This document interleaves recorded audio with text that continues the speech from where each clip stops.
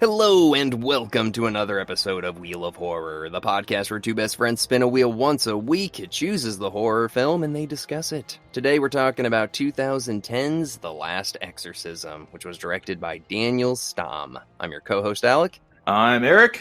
Whoa, I always thought this movie came out in 2012. Yeah, man. We were in college when this came out. We saw this together, right? Okay, I was going to say, I remember seeing this with Hunter. I don't remember seeing this with you. I saw this in theaters. I did too. At Hoyt's? Yeah, with Hunter. I think I was there with you guys. Okay. I really do. Well, now that it came out in 2010, it's like Hunter was like 11. Well, actually, this is PG-13. I guess it's okay, kind of. I mean, yeah, if he doesn't want to sleep. This is pretty intense for a kid, now that I'm like thinking about it. Hunter. Hunter. Man. I will say this, another fun fact. Do you remember seeing The Expendables with me in like 2009? I definitely did not. You weren't there? I don't know if you were there for this. Maybe it was a different movie, but I specifically remember with Billy Bane and the Last Exorcism trailer came on before the movie.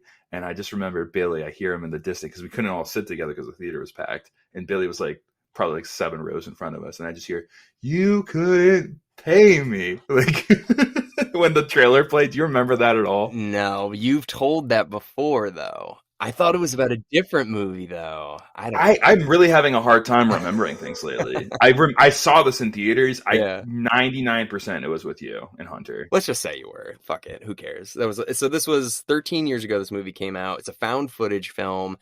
I gotta say, I really like this movie. There are some flaws, but I really like it. Bro, love this movie. Love this movie. Very underrated. Got a 5.7 out of 10 on IMDb. Wow. 72% on Rotten Tomatoes, which is decent. That's good for horror. Yeah. Audience score on Rotten Tomato, 35%. No way. I am scratching my head. I'm like, if you saw this in theaters or even now on Hulu, I think it's fantastic. This was, what you said earlier, is underrated. Like, this movie came out right when like Paranormal Activity was like huge. All the found footage stuff was like kind of all revolving around that. This comes out, first exorcism movie I've ever seen that does found footage. I thought they freaking nailed it. That's exactly how whoever directed this or produced it pitched it. They went into a boardroom and said, Blair Witch Project plus Exorcist equals this. Yeah. If you like exorcism movies and you like found footage, it's like the perfect combo. You know, concept is great. We have a fraud pastor who does exorcisms, and you hear some reality sprinkled in, like, oh, this is one of 20 books. You hear that. You hear, like, I've done exorcisms. He's heard of, like, people dying during exorcisms. But he's a fraud. He admits it, too. And that's why he wants to do this, is because he's like, I just want to show everyone this is bullshit. I wouldn't say he's a fraud. I would say okay, here's the thing. It's like he was born into a family of preachers in Louisiana. So he was like, almost like forced into being a preacher from a young age. He never was able to give his own chance to even like understand faith or even want to be a part of it. And as he grew up, he realized, it's not everything I thought it was. I don't have this connection with God. It's really more just because my father pushed me into it. And now he thinks that he can give people like a placebo effect by performing exorcisms on them to help them. So it's not like he's doing it just for money and to trick people. I think in his mind, he thinks he's actually helping them. Yeah. And that comes into play in this movie with Nell, is it? Or Ness? Nell? Yeah. Nell. Pika fire. Sorry, I had to do that. Nell, he kind of does that where he's like, sometimes these are people that are ashamed. So they play this act or whatever. Right. So, and that's what he kind of does with like the pregnancy at the end, not to get into that too far. But dude, he is a fraud. They say that line where it's just like, so you're a fraud. He's like, you could say that at the beginning. But he also I thought the funniest thing was the banana bread thing at the beginning too. Oh yeah. When he's like, what do you want me to throw in the sermon? Like anything. Like, you want me to do banana bread? He literally is like, say hallelujah. Lord Jesus saves us. Hallelujah. You ever cook banana bread? You take it out of the oven. It's perfect. Hallelujah. And everyone goes, hallelujah. And he looks at the camera. Dude, I was dying when that happened. I was like, dude, that actor's great too. Yeah. The guy who plays Cotton or whatever. Very good acting. And yeah, exactly. So that what you just said plays into his belief too. And he talks about his belief in God. He's a preacher. And I think by being a preacher, he doesn't believe in God. Like, just because he's a preacher, he's like, he talked about his son and how like my son, barely survived childbirth. And I didn't thank God. I thanked the doctors. Mm-hmm. So this man is a realist. I mean, I don't know. It was just a good concept to start it off with, and I really was captured by it at the beginning. Yeah, no, it's great. It's the whole reason they're making this documentary, because they're kind of like, it's an exorcist who's like trying to, I don't know, like, yeah, Disprove it. No, disprove it, because he mentioned that there was a child that died during mm-hmm. after the Vatican like hired exorcism or made an exorcism department essentially. Mm-hmm. And he's like, he wants to show everyone like it's a bunch of bullshit. He's done like 150 exorcisms, or his dad did 150.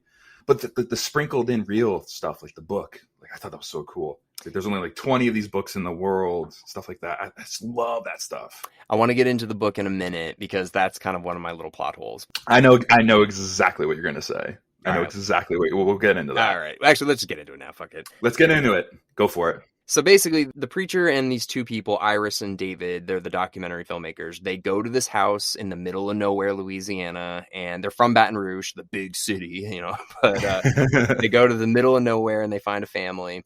Basically, the preacher knows that she's not possessed, or he thinks so at least. So he sits down with the dad and he opens the book and he says, I think it's Abalon, like this demon or whatever. And he just points to like pretty much a random one he just kind of picked or whatever.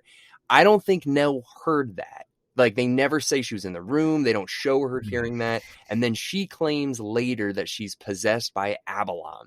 And then at the very end, the big demon cult is referencing Abalon. Manfeld or whatever. He's like, Abalon. It's like, so you just like picked this out of a book and nailed it.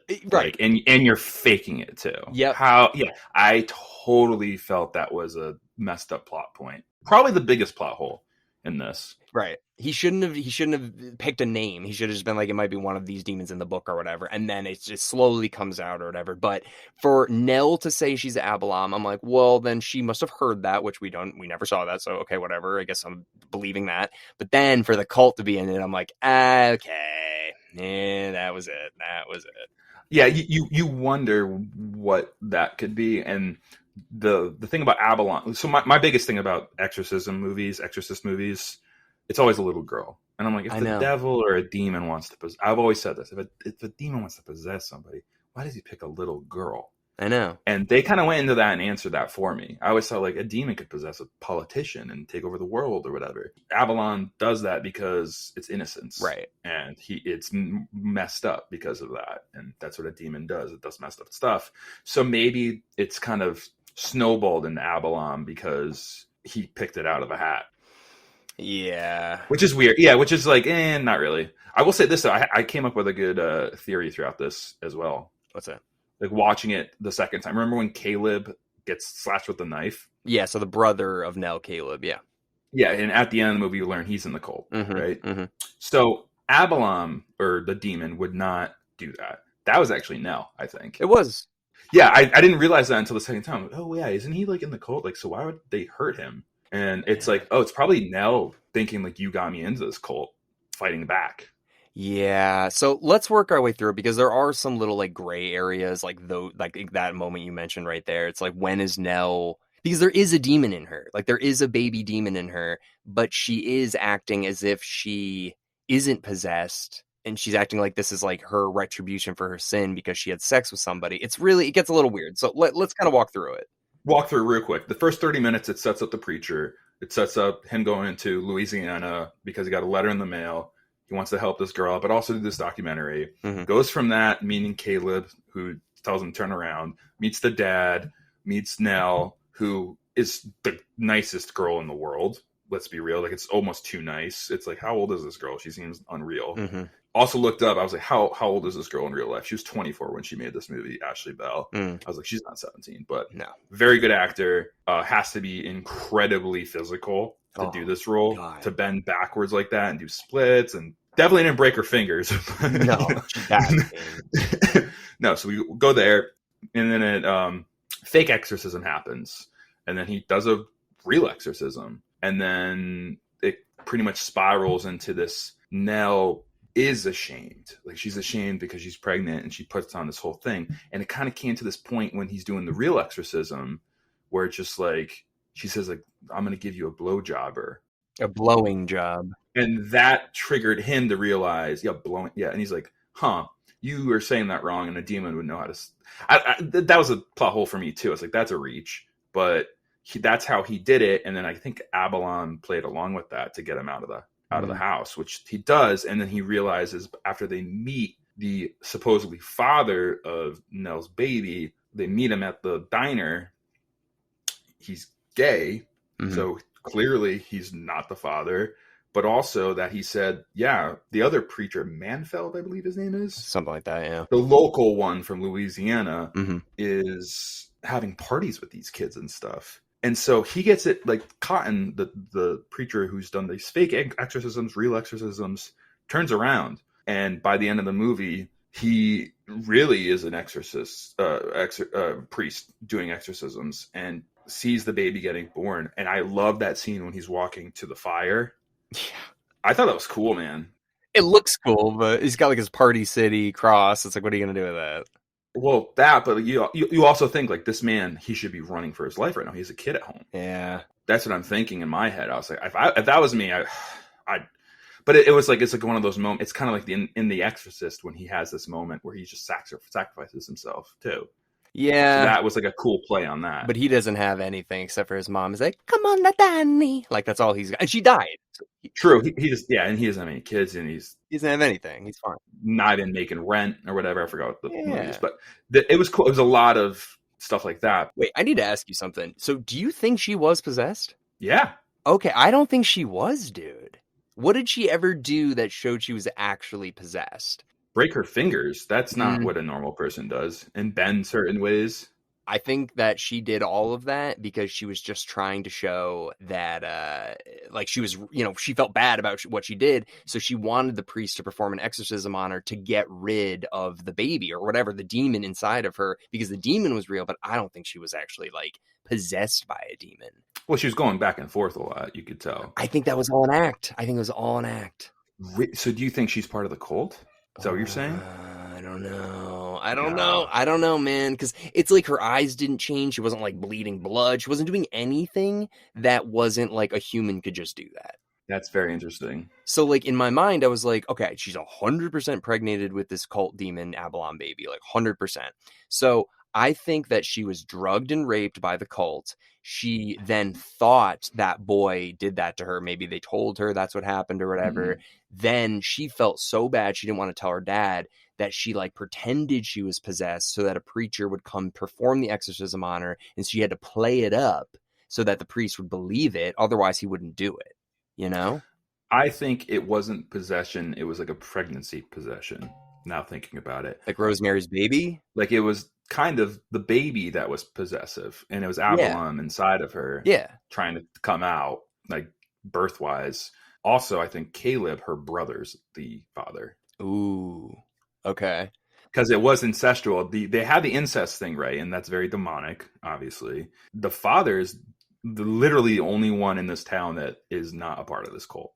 Yeah, it seems like it. Yeah, so the dad, Lewis, and his wife, and then they have their two kids, Caleb and Nell. The wife dies of breast cancer. They're extremely religious. Like Sunday school is not even strict enough for them. So the dad is raising them at home by themselves. Caleb is in this cult. So clearly what happened was the kids were going to the church. They were meeting with this preacher or whatever that lived in their local town. He got to them, or at least to Caleb for sure. And then they're like, all right. But then the dad realized something was going on, pulled them out of it. But then Caleb was kind of this like tether between the cult and what they were going to do with with Nell and giving her the demon baby. Yeah. I think it's Nell and Lewis against everyone else. Yeah. I think really Caleb got involved in this cult and brought Nell into it. Yeah. And I think Caleb is the problem child. I think Nell is actually a good girl. Yeah. I think and she is possessed in some cases. I don't think she's possessed, but I do think she's a good girl. Well, I mean, here's the thing too. There's a part two. There is a part two. So, and so I want to say two more things. So, this movie, $1.8 million budget, made $68 million. Very good. Oh, good. Very good. Yeah. Part two bumped it up from $1.8 million to a $5 million budget. Fair. Made $25 million. Yeah. So not even nearly as much. And I think that's why I don't know if there's a third or any other ones, but nah, it's done. They got their last paycheck from that. Do you know anything about the second one? No, nothing. Okay. First of all, just starting with this, not even found footage. Really? They go. Don't like that. I know they did Don't what like that. Blair Witch did the same shit back in like 2002 or whatever. You know, I never saw Blair Witch 2 either. Yeah, So it's the same thing. So it's like her basically. She gets found in the woods or whatever. She goes to some asylum and they're like, "We're gonna take care of you," whatever. And she gets like promiscuous with like somebody there, and then the demon comes back. She gets pregnant again, or the demon comes back? I think the demon just comes. I didn't see it, but I think the demon just comes back because she gets like sexually active or something. I don't know, dude. It's apparently it that is sounds bad. Horrible. I will give it a watch because that's what we do on this Wheel of Horror podcast. We give things watches. We've seen some bad movies. We've seen some good movies, but we have seen some really bad movies on this podcast. I mean, there's so many better movies. Like, I don't want to do that one for a while. Well, what would you do in a sequel? We always talk like sequel idea. Like, what would you do? Yeah, I mean, they're all dead. So, well, we don't see Cotton die. So I think it would be interesting if Cotton got captured but not killed. Interesting. And then he was taken and they were going to try to possess him. And maybe his wife gets like another preacher and he's like, hey, we need to go. Cotton went down there. We don't know where he is. I can't get in touch with the documentary people. I want you to go find him. And they have to infiltrate this cult. Like it.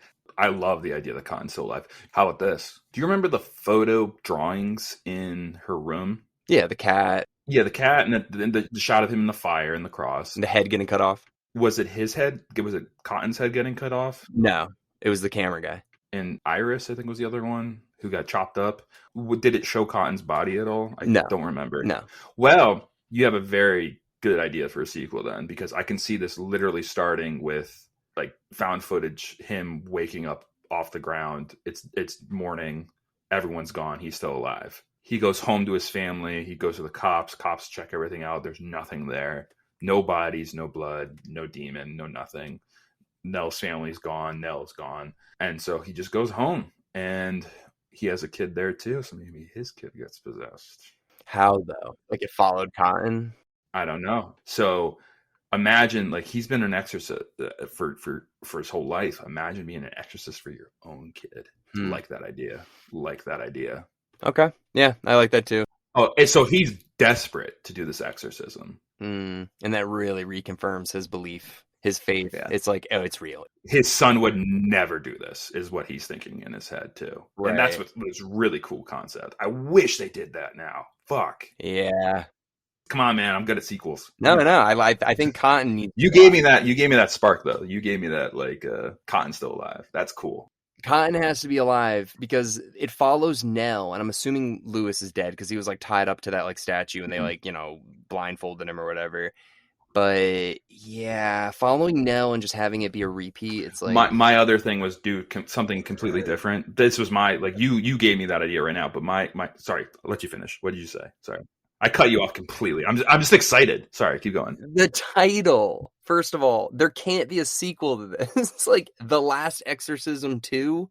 No, it has to be like the super duper Last Exorcism. It's like the real. This is guys. No, this is the last final. It's like when Kiss goes on tour. It's like the final tour. It's like Kiss. You've been on the final end of the road tour for like fucking 30 years. This is the this is really Gene Simmons is not putting on makeup anymore. It's like they're going to be performing for the rest of their lives. There's no doubt. But The Last Exorcism 2. So, anyways, yeah, it's a crazy title. It's like sure, whatever.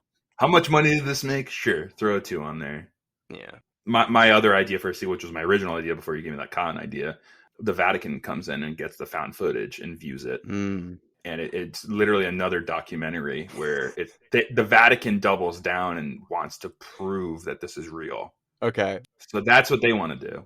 You have to explain to me, though, how did the Vatican get this tape? You have to answer that. They found it. They found it in the woods in fucking Louisiana. They found it in the woods. And I mean, you said it. It was found footage, right? I mean, this is what these movies are. It's all found footage. Found by like Lionsgate or something. It wasn't found. Yeah. Wasn't found. Well, how would the footage get found? I mean, maybe someone in the cult. He's like, hey, tape, and it's like, I don't want to do this anymore. It's like killing people. You're the only one with Final Cut Pro experience. You better fucking get on this. There you go. Get me in a writer's room. I want to be in a writer's room. I can solve any movie plot hole. That's just anyway. Good. So A couple other things just want to mention kind of quick. You'll get this, but dude, I feel like Lewis could 100% be related to my high school girlfriend Kelly's dad. Yeah. Like, I feel like they could be like cousins. Yeah, man. Oh, they're Louisiana too. Dude, and I looked at the actor, he's from Louisiana too, just like Kelly's dad. I'm like, this guy looks like fucking... He's legit. They typecasted his ass. But doesn't he? I thought he looked a lot like Kelly's dad, and I'm like, it's so weird that both of them are from that area, and they look similar. They drink the same water, Alec. Maybe they are related. Like, I don't know. I mean, that's something we can look into. I don't know. See why not. I just like call Kelly. I'm like, hey, is your dad related to like this actor from this movie from like 13 years ago? Yeah, I was like, well, everyone in the South's kind of related. Like, oh, Jesus. God. Here we go. I will say this, that the Deep South demons, they're the worst. I stay away. Like true detective demon stuff, not for me. Yeah, Louisiana had a lot going on around this time with True Detective and this and what other voodoo shit. Oh, dude, I was in Louisiana in 2000. When was it? Like 16, 17. Everyone who went to a voodoo museum. I was the one who's like, I will not go to that.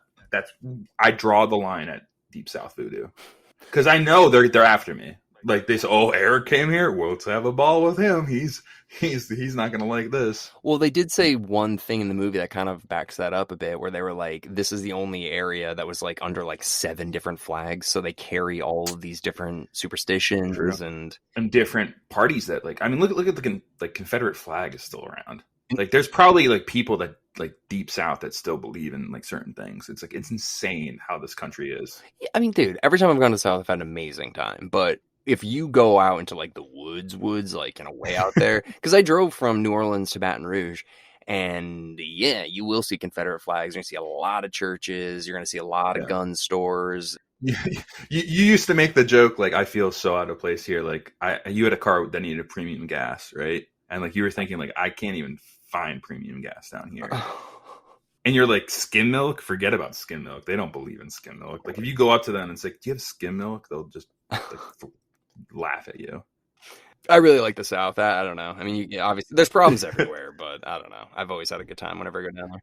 I'll say this: if I lived in Louisiana, like, and I'm old, like in my 90s, I'd be exactly like those people at the beginning when there's like, you don't want to go. The bushes is where the demons are. Like people, I'd be like, if I was a 90-year-old man drinking SoCo, I'd be like just making up crazy demon stories to people. I mean, I feel like that's gonna be you regardless. Oh yeah, someday. You want to hear something crazy about one time I went to New Orleans? I feel like you're gonna be sitting on your porch in your 80s, and people are gonna be like, "Oh, that's Mr. Missouri. Hey, Mr. Missouri, be like, come on over here," and you'll just sit down and you'll tell them stories and stuff like that. Most of them won't be true, but it'll be fun. That's what being old's all about, is messing up the future generation. Yeah. You can have a little sign that says how many days until spring and stuff like that, but it's always wrong. That's me. Yeah, but it's wrong, and it'll be funny. They'll be like, "He's wrong." It's like he doesn't even know it's already spring. Like, why does he have a countdown to spring? It's already spring. Yeah, so I think that'll be you, man. Yeah, I'll say this too. You watch this on Hulu? Yeah. Do you have Hulu with ads or without? No ads, no. Dude, with ads really takes that out of the mood. Yeah. I'll tell you, I have ads, and like it'd be like she'd be like walking outside and like doing the cross thing, and it just cut to like a dog show, and I'd be like, that really takes like what's the word I'm looking for? The anticipation out of it, I guess. Yeah, they like strategically know when to put them too. You're like, God damn it, it's so bad, man. And they're long. It's like 1:30 now. Oof. Yeah, well, they play like 3, and there's like a little like wind down clock. I'm like, oh my god, well, at least I can go to the bathroom, and then I sit down again, and it's like oh yeah, that's why I was scared in this moment. Netflix is doing that now too.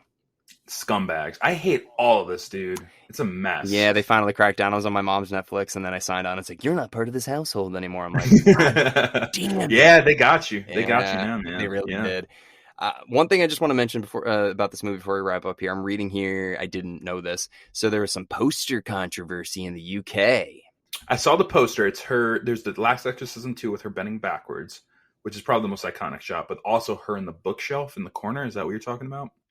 So I think the poster is about her bending backwards, that one. So That's the second one, I think. I don't think so. I don't know. Okay, I'm wrong. Okay, that's fine. It says so the poster controversy was for this film, but the poster image shows a young girl wearing a blood-splattered dress, bent over backwards below a crucifix, and several dozen complaints that it was offensive, distressing, and unsuitable for public viewing. 2 people claimed the girl in the poster seemed to have suffered a sexual assault, and complaint that it was not a complaint that which was not upheld, obviously, because that's not what happens.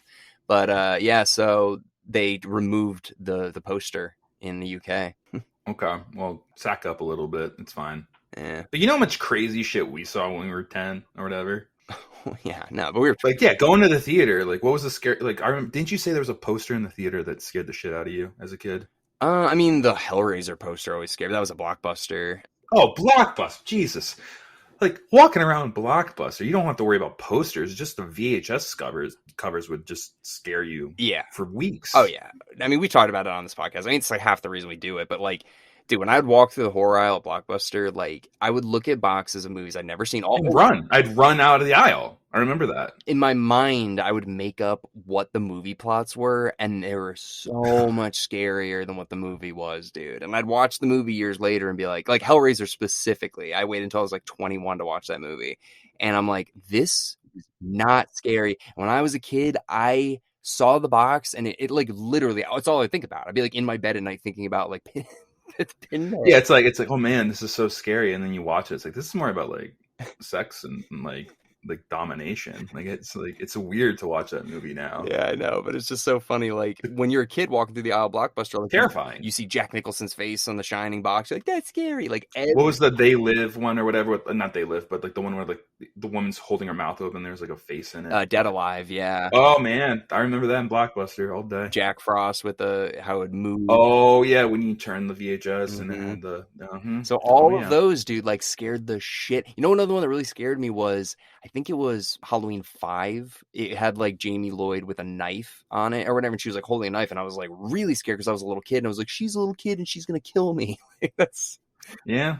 Daniel Harris, she will kill you. Dude, the Chucky poster where he's like cutting the head off the Jack in the Box, like all of those things stuck with me hardcore, dude. Yeah, I might have to Google like scariest VHS covers tonight. And oh yeah, we can go over that. We should do a talk. We should. I know. It might be a good time to talk about this. We're bringing up topics on the next wheel, like best '80s horror, best this decade wise, hottest girls in horror, stuff like that. A VHS cover could be a good one. Oh no, I agree. Yeah, so like scariest cover. Yeah, so that'll be fun. We'll talk about that one next week or whatever, because we're finishing up the wheel. But yeah, we're gonna be doing some topics, changing up the format. Yeah, getting good. And then one last thing before we wrap up, the girl who plays Nell, Ashley Bell. So imagine her being at a party, like a Christmas party with your family. Do the Last Exorcism thing. And she's like, I don't want to do it. It's like, just do it. Come on, it's really cool. And she just bends backwards. It's like, see, I told you. Oh, I think it's just starts breaking her fingers. Like, it's like, oh my god. Like, I mean, that'd be impressive. No, you'll be impressive if she takes out a recorder and just plays like Hot Cross Buns or whatever she was playing. Oh yeah, that was scary, dude. Also, how did she do that neck thing where she's on the ground and she like snaps her neck at a place? Like that was pretty scary. I mean, she's like a great actress of that as all practical effects. Like that's amazing. Yeah, I don't know. Yeah, it's really it's a good movie, dude. Honestly, like one of my, I don't know, favorite movies of the 2010s, probably the horror films. Yeah, I'd say one of the best of the 2010s. I'd say that. And I'd say one of the top found footage films for sure. Right? Oh, yeah. I think it's up there with Blair Witch and Paranormal Activity for sure. Yeah.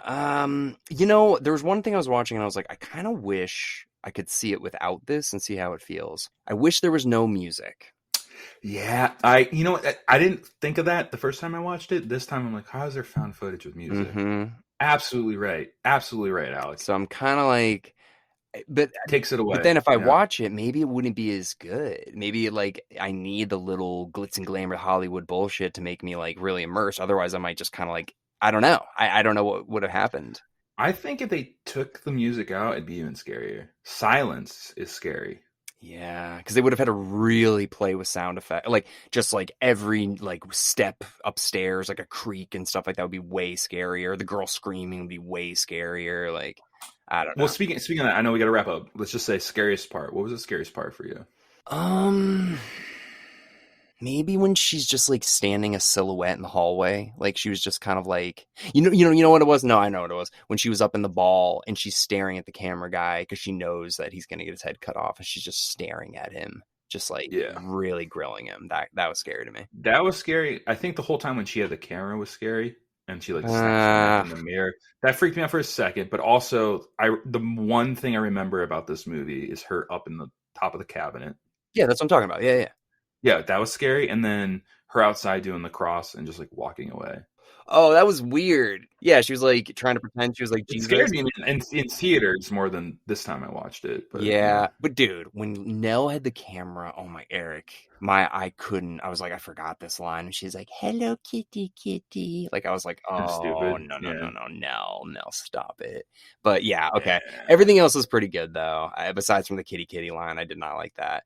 But that sucks. She killed the cat. Like I don't know. You don't like cats getting killed. I know that. I don't like any animals getting killed. But the cat was kind of just like, this is your cat now. Like, what the fuck? Like, I know you killed like all the livestock and your dad's like, but like that's your cat, I'm assuming. And like, anyways, I don't know, man. The dad's he's a little too crazy, like way too religious. Yeah, he also says like he's gonna kill her. Remember, kind of right? Like, nonchalant. Yeah, like it's like, oh, like if you don't handle this, I'm gonna handle this the Louisiana way. Pretty much, it's like, oh shit, like we gotta call the cops. I know that kind of happened, right? But also, they thought he was incesting her. Like, yeah, he's chaining her up to the. Yeah, it was. I mean, the stuff they went into in this movie was like deep south shit. I remember what I was gonna say. Yeah, go. I love when the camera guy, they're all like sitting. Yeah, when he's like, I don't want to be here. He's anymore. Like, I want to go. And they're like, why? And it's like, I don't want to get my head cut off like the picture. And it's like, oh, she's a little girl. It's like, she stabbed her brother in the face with like a knife. It's like, and really got him good. And they're all sitting there just being like, all right, calm down, David. David, what are you, an idiot? She plays the recorder. Yeah, David, come on. No, like, she's killed multiple animals. She's drawing pictures of me with my head cut off. I don't want to be here. They're like, okay. Like, you're paying me $8 an hour. Like, I don't want to fucking be here. This is non-union, Iris. This is non-union. I'm not doing this. Like, yeah, no, it's... I would love to like put the camera to his side and Iris is just like, do you want to fucking do this or not? Like, just like, go. Yeah. Anyways, all right. Let's wrap it up. That was good. So we don't have a wheel to spin because our next and last episode, final film of the wheel. Yeah, it's the Last House on the Left 2009 remake with Will Raharjo, who did the original Last House on the Left with us a long time ago, 3 years ago almost. I know that was on the original Halloween wheel. That was the first wheel we did. Yeah. So I'm gonna listen to that episode, see if any connections. But anyways, everybody, thank you very much for listening into our discussion today on the Last Exorcism. If you haven't had a chance, our episode on Hatchet came out, which is kind of weird. We did two Louisiana movies back to back. That's kind of weird. This is how the wheel works. Yeah. The wheel is mysterious. I can't explain it. Yeah. All right. Well, everybody, thank you very much, and we will see you all next week with The Last House on the Left 2009.